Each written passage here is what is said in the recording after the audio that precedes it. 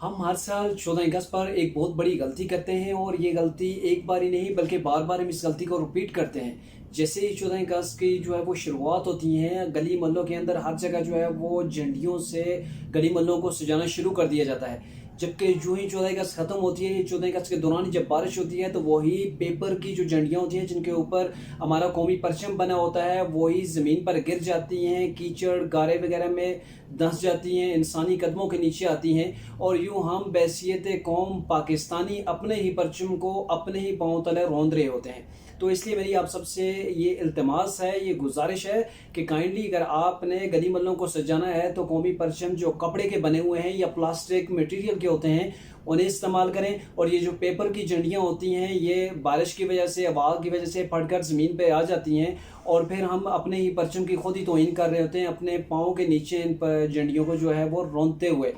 तो काइंडली इस चीज़ को ज़्यादा से ज़्यादा इस मैसेज को फैलाइए और कोशिश कीजिए जहाँ भी आपने अपने गली मोहल्लों को, अपने घर को, अपने स्कूल, कॉलेज, यूनिवर्सिटी, बाज़ारों को सजाना है तो वहाँ कपड़े के परचम इस्तेमाल कीजिए या प्लास्टिक मटेरियल के जो परचम मिलते हैं उन्हें जो है वो इस्तेमाल कीजिए। लेकिन पेपर की जो झंडियाँ हैं उनसे खुदारा गुरेज कीजिए, क्योंकि ये हम अपने ही परचम की खुद ही जो है वो तौहीन कर रहे होते हैं। बहुत शुक्रिया।